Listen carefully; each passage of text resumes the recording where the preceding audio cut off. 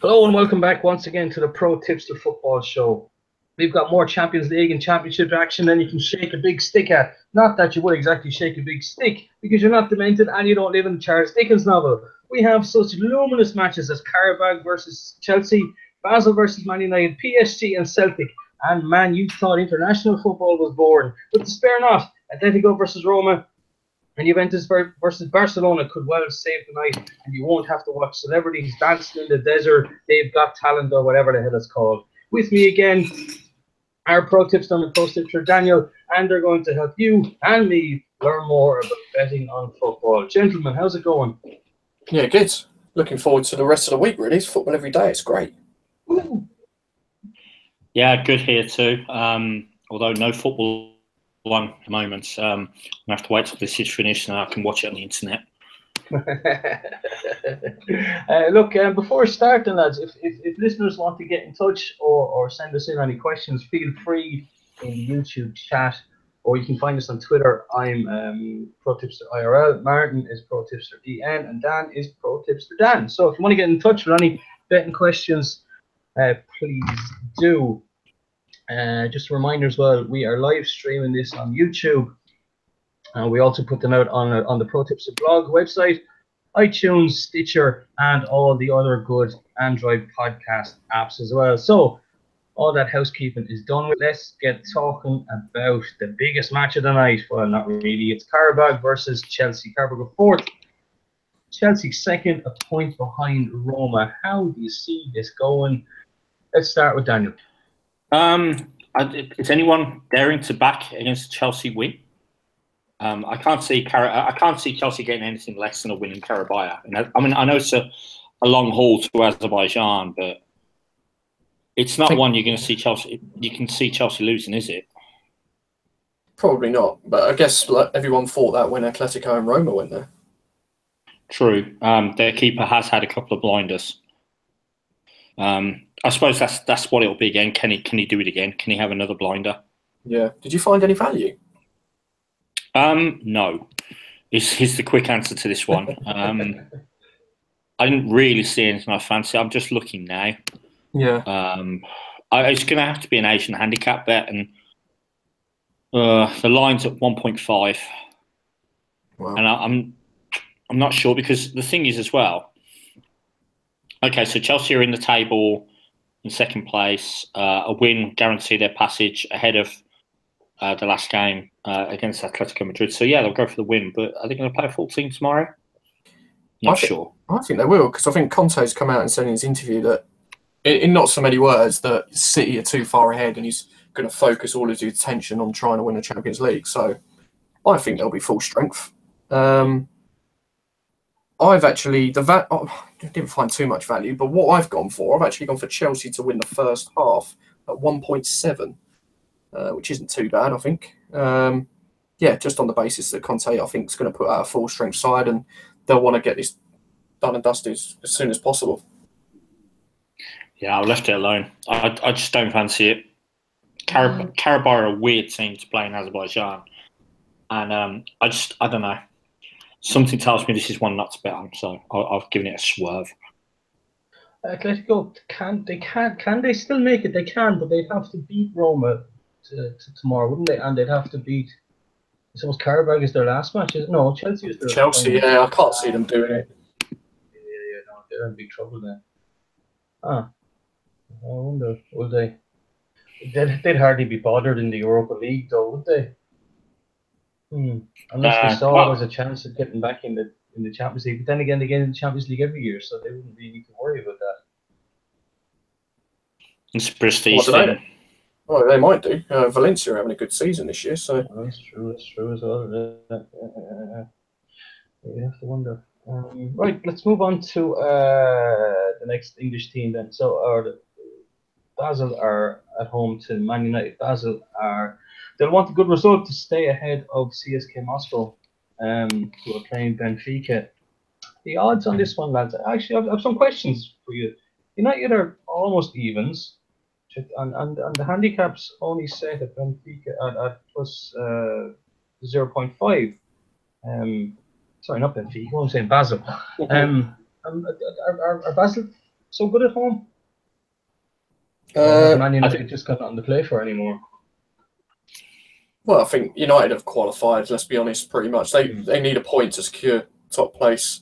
And in my opinion, I'm not actually backing anything until the teams come out for this one, because United are in such a position where they can play fringe players, and that will potentially give Basel a bit of an edge. So I'm going to wait for the teams to come out on this one. Yeah, I'm just looking through Mourinho's press conference about it. I know Zlatan's not starting. Jones is injured. Bailey, I think, might come back for the weekend, the Brighton game. Most of the press conference was Mourinho bad-mouthing England, saying, Jones, I wasn't told he had an injection. I hope Smalling doesn't get called up because all the players come back injured. Fighting talk, huh? Jones had about 5 or 6 injections, apparently, didn't he? Yeah, I don't think Man United were happy about that at all. No. I have put something on this one, but I've not gone for a bet on the result. I've gone for goals. Both teams to score at 1.79. And I've gone for that because Basel needs something from the game. They've got to do something from the game to have a chance of finishing second. But I don't think they're good enough to defend completely against Man United. So both teams to score. I think it'll be a 2-1, 2-1, 2-2, 1-1 sort of game. I don't think it'll be much. It'll be that interesting to watch, but I think there'll be goals. So that's what I've gone for. Interesting. Random stat for you. The referee for this one, Italian guy, Daniele Orsato, he's only ever refed United once, and that was a 1-0 defeat to Cluj in 2012. Ooh. So that's good. I can guarantee you then there'll be a Mourinho tactic to try and get under his skin and influence him or something. He's a master of the dark arts, that fella. Right, then we'll move on to. Do you want to talk about Celtic, PSG, or playing Celtic? Can do, yeah. I mean, obviously PSG are going to win. It's men against boys. You see what I did there? Obviously PSG thumped them at Parkhead, so I can't see anything else but a PSG win. However, I think the best bet for me is both teams not to score at odds of 1.83. I think PSG have just got too much for Celtic, and I think Celtic are great domestically. Don't get me wrong, but look at their playing every week, and then when they switch it to European competition, they just haven't got enough.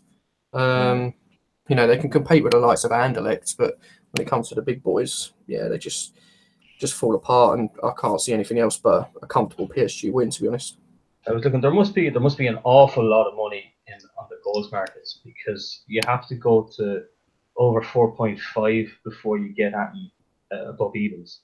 Wow, that's crazy. Like, even betting on 4 isn't above evens, which I thought was just I can't remember ever seeing anything like that. Yeah, that's crazy. It is crazy, isn't it? You need 5 goals for a bet that's only worth 2.13. Yeah, that's why I think both teams not to score at 1.83 is pretty good.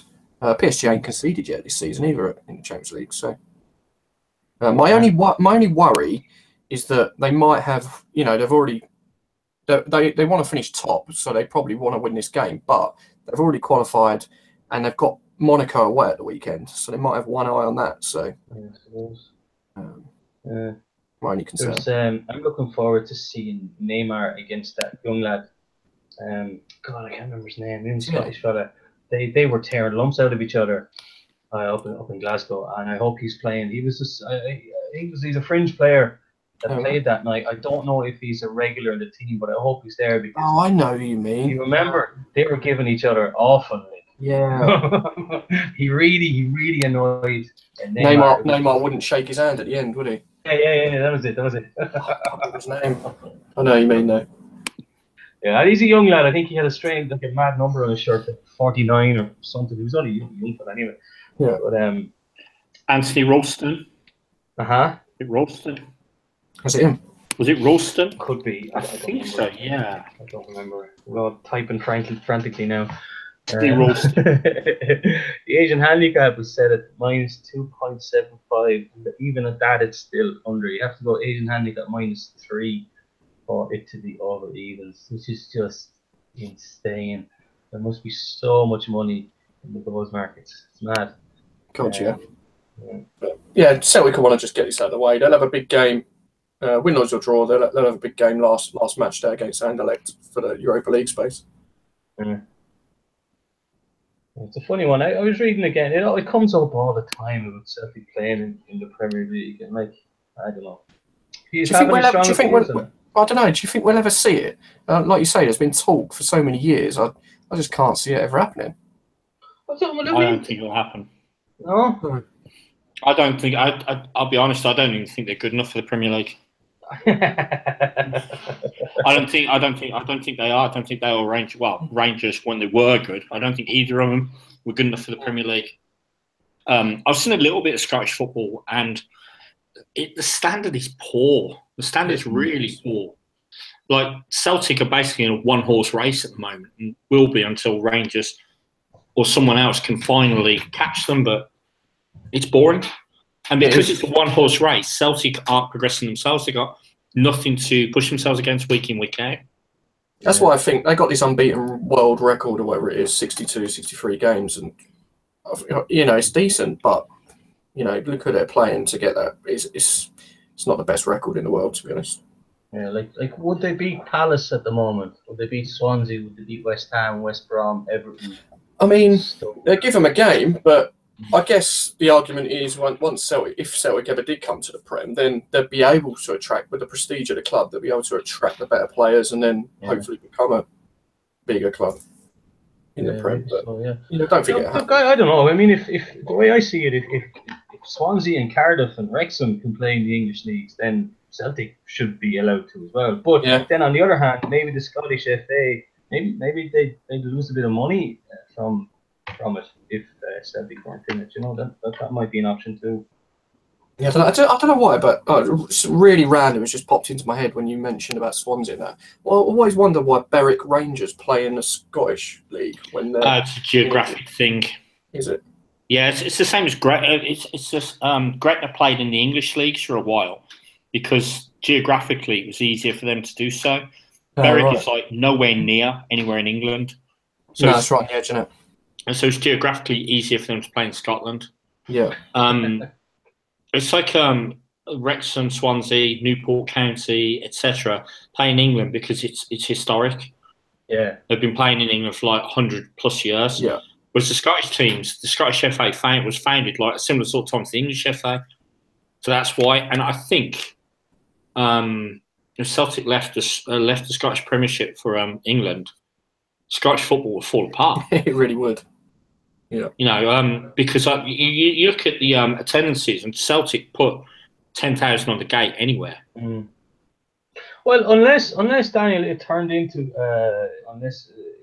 all of the Scottish clubs became a feeder for Celtic, and they had kind of this agreement, kind of a bit like Bilbao or something, that they could only play homegrown Celtic or British players. I think that'd be cool. To be honest, I'd like to see more of that, because I don't know, even like just from watching Liverpool now, I'm not that much into them anymore, because like I'm not English, or I'm not from Liverpool, like that, but not having English core there, like not having the Gerrard and Jamie Carragher there anymore, it's not the same, you know. Oh, you still got Lallana and Henderson, Sturridge. Yeah, but they're not from there. Yeah, you know I what I mean. Yeah. Like the West Ham, you have Mark Noble, you know, like he's dead man, yeah. So I don't know. I think there's a lot to be said for bringing. Remember, there was that old the old rule when we would have been young lads, that you were only allowed, what was it, 3 foreigners, wasn't it? Yeah, it was 3. Yeah, that's true. Yeah. No, okay, that was too drastic. But I mean, if you had to have 3 youth players or something in your squad, or in every match day squad, I wouldn't really see anything wrong with that. Or in your starting 11 or something like that. I don't know. Anyway, look, I'm rambling here. Dan, had you anything for the Celtic match at all? I hadn't, no, but I am liking this both teams to score now. Because can I see Celtic scoring in Paris? Not really. Mm. So I think there might be value there. I agree with Martin on that one. So I have backed it. 1.83 I got. So nice. Right then. So look, we'll move on to the big matches of the night. Let's start with Atletico Madrid and Roma. Atletico, it's all to play for in the match. Atletico have to get a result. Roma don't necessarily have to, but a draw and then a win to do for them. But yeah, I think it's going to be a good one. A lot of people on ProTipster are tipping Roma to win. Interesting. Yeah, I think that's because Madrid's home record is poor at the moment. I don't think they've won 6 at the Wanda Metropolitano. And Roma are pretty decent away from home. I personally have gone, I'm not as brave to go for a Roma win. I've gone Roma plus 0.5, which is still 1.94. Yeah, it's good, isn't I it? personally think it'll be a draw. I think the look at the amount of draws Atletico have been involved in recently, I think it's more likely to be a draw. But Roma not to lose. I've gone for the draw. 3.42 to draw. And like you say, Atletico have been involved in drawn 8 of their last games, 8 of their last 9 games. That's mad. It's ridiculous. Yeah, so I can't separate the two sides, to be honest. Roma need a point really to qualify. So yeah, I think the draw is good value. Under 2.5 is probably the bet to go for, but I think that's a bit short at 1.68. Because Atletico's last 9 games have all been unders. I suppose though maybe people's thinking is that Atletico needing to win, maybe they see some goals there. But then again, Atletico, they're not scoring a lot of goals. Logic has to come into it as well. Juventus and Barcelona then. So lads, what do you think is going to happen in Turin? I just looked at Barca's price and how good they are this season. They're above evens, so yeah. I've just got to back it. I think it's value to me. 2.43 for a Barca win. I know they're playing Juventus, but they're on fire this season. Juventus are not doing very well. They lost to Sampdoria 3-2 the weekend. Yeah. And I was watching that. They were awful. And I watch a lot of Juventus. It's the worst I've seen them in a long, long time. And it was only 3-2 because they scored 2 late goals, wasn't it? Exactly. 2 very, very, very late goals. So, I mean, the game should have really been 3-0. They were terrible. Yeah. And maybe they were just preparing for this one because, they're still annoyed with Barca for the match in Berlin a couple of Champions Leagues ago. But like you say, Martin, it's like we were talking about Dortmund versus Bayern a while ago. And it was the same thing. When Bayern were over evens, you're like, yeah, I have to go with that because they're never over evens. Yeah, exactly. That's the reason I've gone for it. I can't remember the last time Barcelona were over evens. So Buffon's back for this one, and he missed the weekend, but I wonder where his head's at. You all know why he missed the weekend, yeah? Yeah, because he said he's still heartbroken from missing out on the World Cup. It's crazy. I mean, I feel for the lad. Don't get me wrong. He's an absolute legend, but I don't know if he's going to be all right for this game or not. If he's that heartbroken to miss the game of the weekend, is he going to be 100% focused for this one? Look, I'm all for men being open about their mental health because we're not. Men are useless at that kind of stuff. But when Gigi Buffon comes out and says, I can't play because I'm heartbroken, I'm just thinking, man up. Seriously, you're Gigi Buffon. You've won the World Cup and the Champions League already.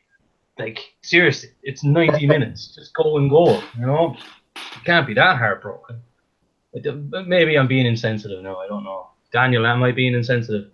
No, I think you should man up a little bit as well, but I don't know. I went with the tip of the day on this one, which was both teams to score at 1.65. Yeah.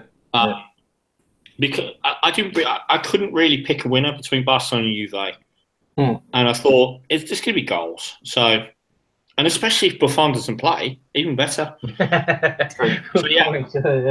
It's kind of a reluctant tip of the day though, because it's low odds, and from listening to us that we don't tend to like going with stuff like that. But at the same time, you would expect both of them to score here. Dybala's not scored yet in the Champions League, so he's not. No. What's the price here on overs? Overs is 1.93. I'm seeing here. That's very good. That's pretty good as well, you know. And if you waited 10 minutes, that'd be nicely over evens if you want to go in play as well. The thing is with Juve as well, in my opinion, they have to win this because Sporting are probably going to beat Olympiacos, which means that if they lose, then it's going down to a straight shootout with Sporting on the last game. And I'm not sure they want that. No, but Juventus will be at home for the last game because didn't they draw in Lisbon? Yeah, still not an easy game though. Oh, that's true. Yeah, very true.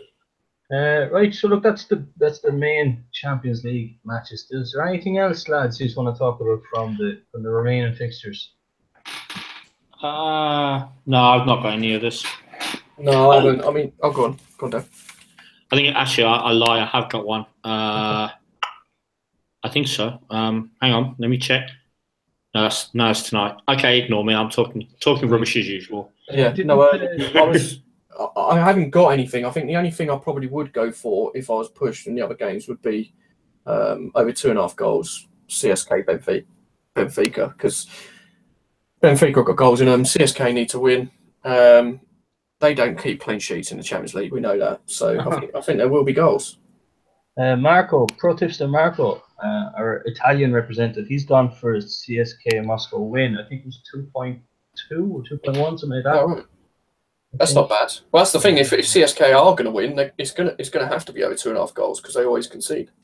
Okay, good stuff. So look, I think we'll move on from our Champions League then, and we'll turn our heads to the Championship. We'll start with your team.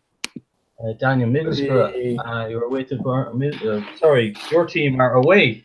Yeah, to Middlesbrough. Yeah. The popular bet on ProTipster is for both teams not to score. Yeah, I could see that. Yeah. I've got a stat for you. Go on. Middlesbrough haven't lost a home game on a Wednesday outside the top flight since May 1990. Oh, that's a great stat. Oh, it's beautiful. I also had that written down. Winning 8 and drawing 7. That's a start. Who comes up with this thing? Whoever who searches these things. What a hero! Yeah. Both teams not to score. My team, Birmingham City, we've scored 3 times away from home in the Championship this season.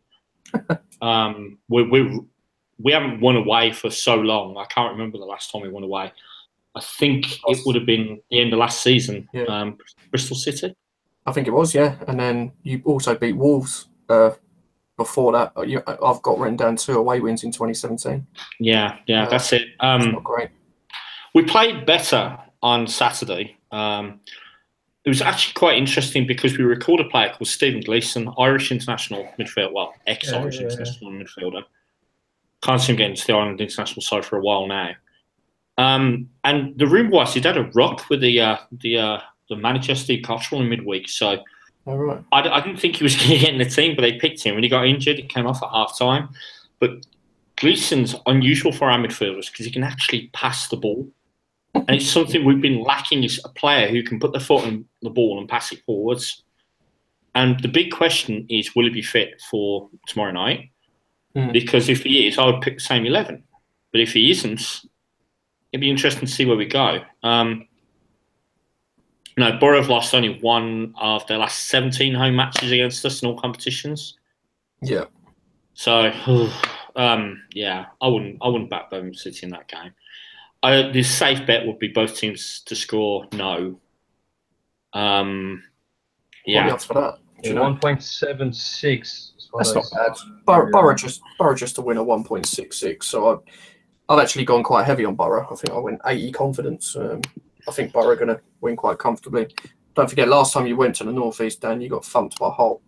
So yeah, I'm just looking at the Asian handicap to see if there's anything interesting. And about the only odds I'd have been interested in would have been Birmingham City not to lose, but 2.23. I hate saying this, but I can't see it. So if you see the lineups and Gleeson starts, will you back it? No. No. I think it would need more than that. I would be looking. I would be looking at our forward line. Steve Cottrell's got this thing about playing Sam Gallagher, who's a 6'4" striker on the left wing. Reckons he's better on the left wing. I'm not convinced. 6'4" striker on the wing. Nice. Yeah, I'm not convinced. Apparently, Steve Cottrell's reasoning is he might be 6'4", but he doesn't play like he's 6'4", which is like the most David Brent thing I've ever heard in my life. That's like putting Peter Crouch on the wing. He's pretty good with his feet. Yeah, it's similar. It's similar. And it's infuriating because we've got, like for instance, Jeremy Boga, the Chelsea player on loan, played this season in the Premier League, can't get in our team because he's not a clogger, he's not a runner, he's not a. Cottrell wants a team of players who are going to. Yeah, he's a flair player, and I kind of think we need that, but maybe I'm wrong. I don't know. But yeah, I'm leaving this one well alone. I'm not touching it because I can't see any value. Martin, you just went straight for Middlesbrough. You didn't take any handicap. No, I didn't take any handicap because I don't fully trust Middlesbrough. They're a little bit hit and miss. Obviously lost to Leeds at the weekend, so yeah, I don't trust them on the handicap. I think they'll scrape past Birmingham, but they could end up thumping them 4-5-0, but then they could scrape 1-0 win. So yeah, just going to go for the straight win. Fair enough. We'll have a look then at so Ipswich in 9th are playing Sheffield Wednesday 10th. Ipswich form at home is you think it's good because they've won 6 out of the last 10, but they've lost 4. The other 4. Wednesday are 4 wins, 2 draws, 4 losses. Now, yeah, there's something I wanted to ask you here. I was looking at it looks like it has unders written all over it because 6 out of previous 10 Ipswich matches were under, and excuse me, 7 out of 10 previous Sheffield Wednesday away matches were under as well. But it's priced at 1.9, and I think that's value. So I went exactly the other way. I went for over. Okay, so you look at the last 3 games Sheffield Wednesday played. Yeah, they drew 0-0 with Bristol City. Beat Aston Villa away 2-1. Beat Millwall at home 2-1. They've scored goals. This is like I don't know. It's a middle of the table sort of match. And I've just got a feeling. I was looking at Ipswich as well, and they're past. They drew 2-2 with Hull. They beat Preston 3-0. Preston obviously no defenders. Lost 3-1 to Cardiff. Beat Burton 2-1. So their last 4 games have all had goals, and that's what persuaded me to go over. It's a good point. I've gone straight down the middle. I've gone for a draw here at 3.29. I think there'll be goals, like Dan said. It could be 1-2. Ipswich are missing their defender, their Danish guy, Knudsen. He's suspended, which is a little bit of a blow for them. But yeah, Ipswich have only lost 2 of the last 16 against Sheffield Wednesday. Nice.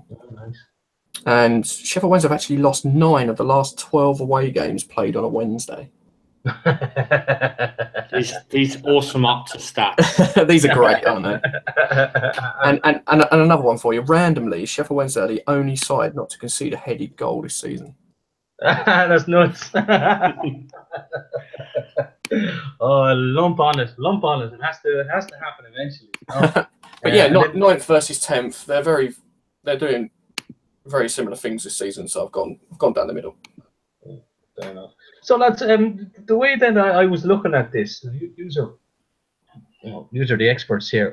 The way that I looked at that and thought unders immediately. Am I making a mistake by only looking at home form versus away form? Should I be looking at overall form? I think so, yeah. I think you should definitely be looking at overall form. Yeah, I wouldn't say you've made a mistake, but yeah, I take everything into consideration, really. Even like past games. If Ipswich Sheffield Wednesday head to heads, they've the last 10 in a row have been over 2.5, but Sheffield Wednesday can't score away this season, then it could still be overs. There's a lot of things to look at. Yeah, I'm the same. I don't think you've made a mistake. I look at recent form. I look at whether a team's been scoring goals or if they haven't. Yeah. Whether they've been conceded goals, they haven't.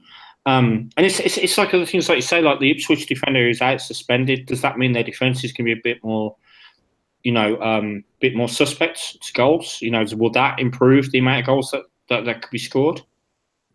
It's things like that as well. You've got to take into consideration. Good point. Well, thanks, Les. The more you know, the further you go. The last match then is Wolves versus Leeds. So Wolves are 2 points clear of Sheffield United at the time of recording, and Leeds are 7th with their lovely tight white shirts. This one has met my filters for my Asian handicap. Actually, so did Middlesbrough, but I'll tell you about that in a while. What do you see here, lads? Would Leeds be able to get at them against a very good Wolves side? I don't think so. I think what Wolves are going to be too. I'd be interested to see how the fans get on. To be honest, I think a bit of a feisty bunch of fans, so they might get at each other a lot more than the teams. But Wolves won 4 home wins on the spin. I can't see them getting anything other than a win here. All right, Leeds did beat Borough at the weekend, but they lost 4 in a row before that. They're not in great form, and Wolverhampton Wanderers just don't belong in the Championship at the moment with the team that they've got. So yeah, a comfortable win for me for Wolverhampton Wanderers. Yeah, I've got to agree. Leeds have lost 4 out of 5 in the Championship. The last 4 out of 5. And I've said this before. They bottle the big games. So you look at where it's feisty. So Millwall they lost, Cardiff they lost. Wolves will be a feisty game. I don't know if you've ever been to Molineux, but it's horrible. Horrible ground to go to as an away fan. They funnel you all through this little tunnel. It's really, really bad.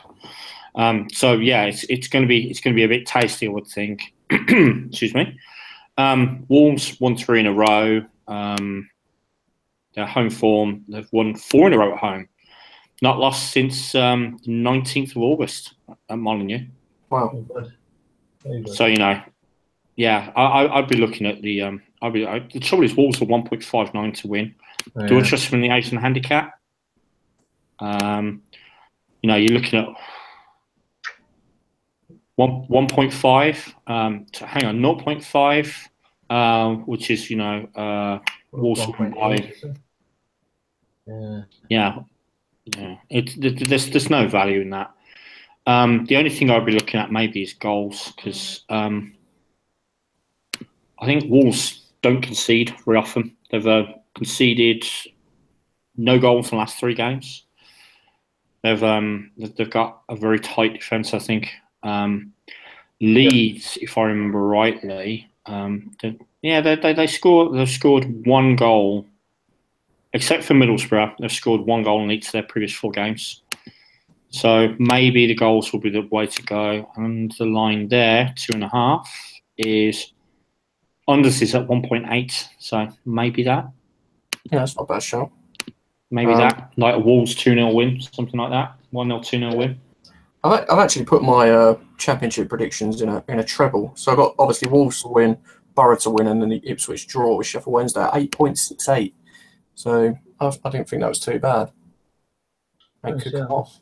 Fingers crossed, man. Hope so. You did well on last weekend, anyway. So yeah, 3 out of 3. Got another 3 tonight. So see how that goes.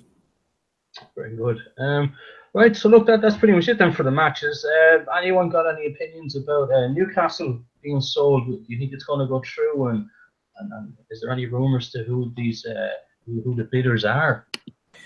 I don't personally know too much about it. I know Dan probably knows a lot more than me with the Asian connection. Newcastle? No, I don't know. No. Not yet. I would suspect it's either Middle Eastern or Chinese money. Yeah. And don't get me started. Don't get me started. Chinese investments. It's weird. It's hard. I mean, this takeover is bound to happen. They're obviously just waiting for the right price. But yeah, I think Ashley wanted to sell because he said he's scared of getting relegated again and losing money or something. I think he gets an awful rap. I mean, really, he wants to run it like a business. So I mean, I don't know. I've just never liked the guy, to be honest. I'm kind of glad for Newcastle fans when he's gone. No, I mean, don't get me wrong. He doesn't seem like a very nice man, but like, I mean, it's not usual that very successful businessmen are nice men. You know what I mean? Most successful businessmen aren't nice men at all. You have to be ruthless in business. But I don't know. I think Newcastle's a weird club because I have loads of friends who support them, but I think they kind of have this. Not entitlement, but it's kind of like they think that sometimes they're too big for their boots, and I think it's because they have a big stadium, so they think they're a big club, you know. I think so. They think they're better than they are. Yeah. Newcastle is a weird one. Like all their fans, the expectations are. It's like West Ham, really. A lot of West Ham fans' expectations are ridiculous. Similar to Newcastle. But I suppose it probably comes from because it's a one team town. And it's the only football news generated is always about Newcastle. So then people are just transfixed on this kind of one subject. If there was another team in the town, maybe it wouldn't be like that as much. You know, I don't know. I'm just kind of hypothesizing here. What about what do you think of this? What's his name? Niasse being charged for diving. Oh yeah, I think that's a bit off. It's one of those. They've decided that he's going to get a 2-game ban, which looks like it's going to happen. But then they've got to keep it consistent. If they do that, they've got to do it for everyone, not just in the Premier League, but all the way down as well. If they do charge him a match ban or something. Did you see Ryan Shawcross being interviewed last night? Yeah, he actually admitted it should have been a penalty. Yeah. So, should he not get charged then for something, or where's the line here? You know, I think the line is with simulation. Shawcross took him out, and the ref didn't give it, so fair enough. But I think it's trying to con the ref into getting a penalty when really you should have probably stayed on your feet. I'm a little bit worried it's going to ruin the game, to be honest. But we'll see how it goes. I don't agree. I'm not sure I agree with it, but I agree with blatant diving. That's missed, but was Niasse blatant dive? I'm not sure. I think it's one of those where they're trying to make an example of someone to encourage the others. Give him a rest, man. He's been getting so much stick from Koeman, and now Koeman's gone. He's playing so well, and then this. Yeah, it's weird. It's I don't know. I've been interested watching. I'm watching a good bit of Italian football. I watch a good bit of Italian football anyway. But the VAR stuff has been it's been ludicrous at times. It's been insane. It's mad. They haven't a clue what they're doing. It's like they've been given no training at all. And it's very simple. You go to the side of the pitch, you watch a replay, you make a decision. It can't be that hard. But loads of referees have got stuff wrong. They've sent off or yellow carded instead of red cards. They've awarded penalties when there was no penalties after seeing a replay. It's mad. But I think it was really smart that the FA, or not the FA, the Premier League waited, because it's going to have to come in anyway. But I think it was very smart of them to say, we'll wait till all the teething problems are done with, then we'll take it on board. I think that was smart. Even though I get the argument that they should have gone with the other associations, I think it was smart of them. I think it's paying off now. I think Ryan Shawcross in his interview as well said that he didn't want to see it in the Premier League. He was laughing though, wasn't he? Yeah. It wasn't a bad match after. I did watch it.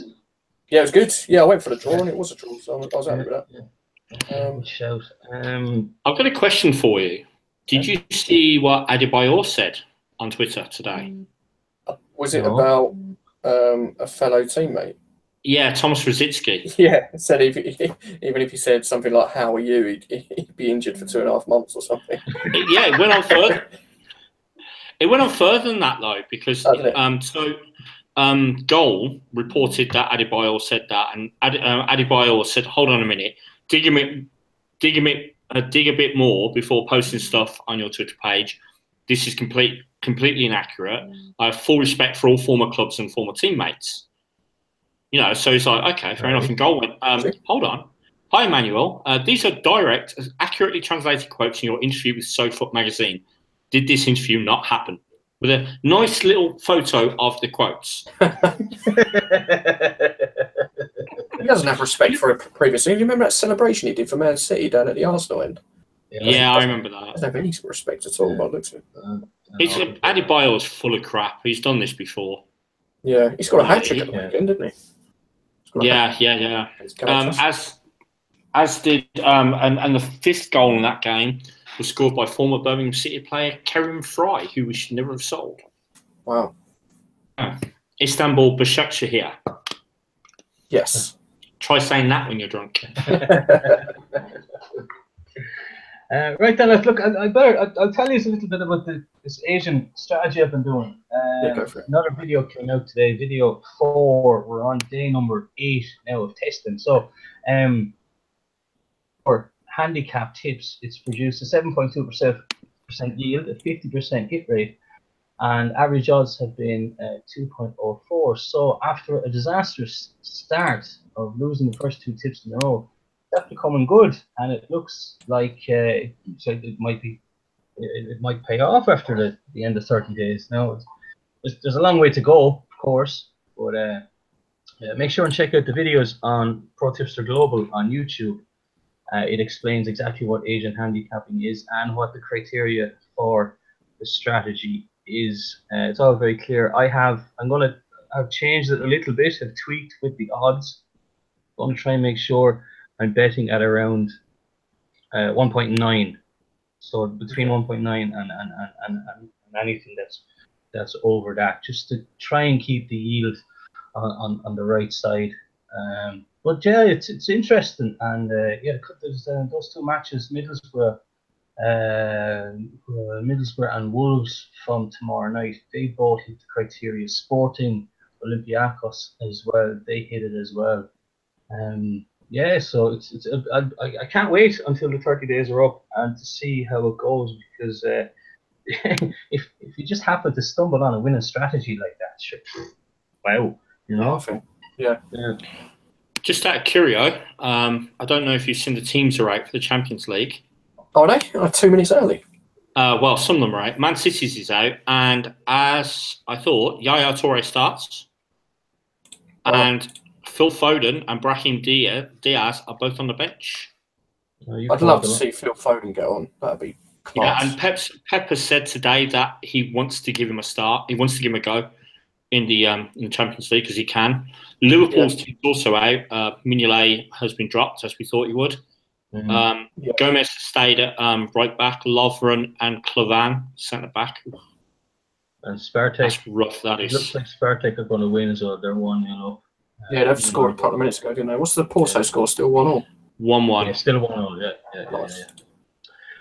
Right then, so look, well, let's go, lads. If you want to listen to the predictions for tonight's football Champions League and Championship, go to iTunes and search for the ProTipster Football Show, and you'll be able to listen to that. Martin and Dan, can we get your locations on the internet, please? Starting with you, Martin.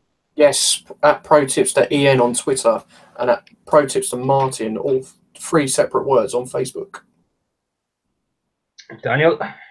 ProTipster Dan, all 1 word on Twitter, and on Facebook, ProTipster Dan, 3 words, 3 separate words. ProTipster Dan, yeah. Magic, and you can follow me, ProTipster IRL. Thank you everyone for listening. You subscribe to the ProTipster Football Show on iTunes now or on Android podcast apps. Give us a like, a subscribe, a thumbs up, or buy us a pint sometime. Check out ProTipster.com for some amazing football tips, and subscribe to our YouTube channel for daily videos, previews, and podcasts. We'll be back on Thursday evening with our Premier League and European football preview. So from me and the lads, good luck, enjoy the football. Talk to you soon.